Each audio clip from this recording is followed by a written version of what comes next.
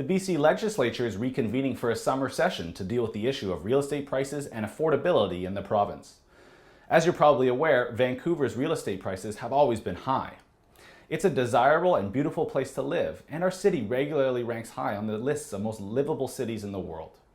But over the past year to 18 months, it has gone from crazy prices to downright insanity.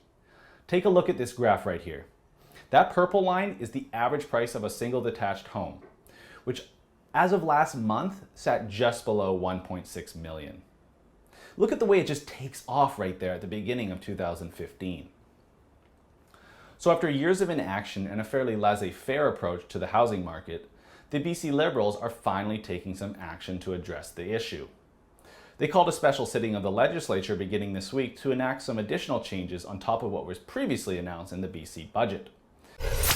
In that legislation, the first part of it was an additional 15% property transfer tax for foreign buyers of residential property in Greater Vancouver.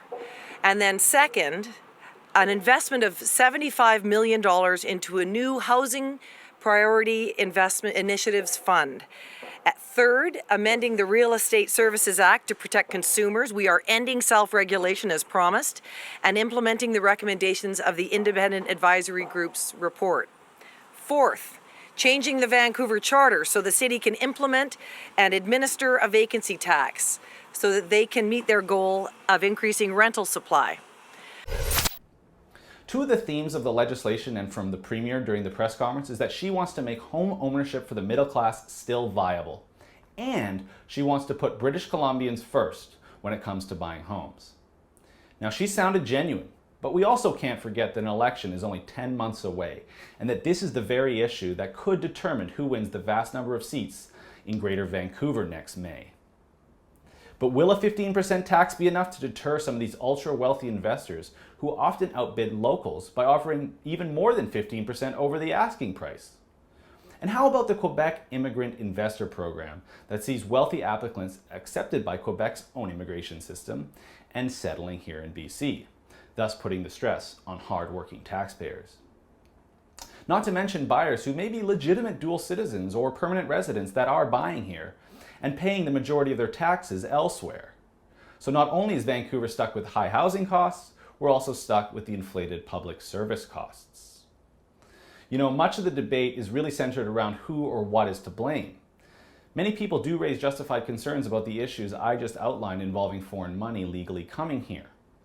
But there are also those who disagree and say the number one issue is supply. And you know what? They're also right. So let's go back to that first graph I showed you. Can you see that light green line that peaks around 2012? Well, that's the number of active listings. And now look at how low they are compared to just 4 years ago. We have to be prepared to start building and start building at market prices instead of just approving high-end luxury towers and mansions for the ultra-wealthy.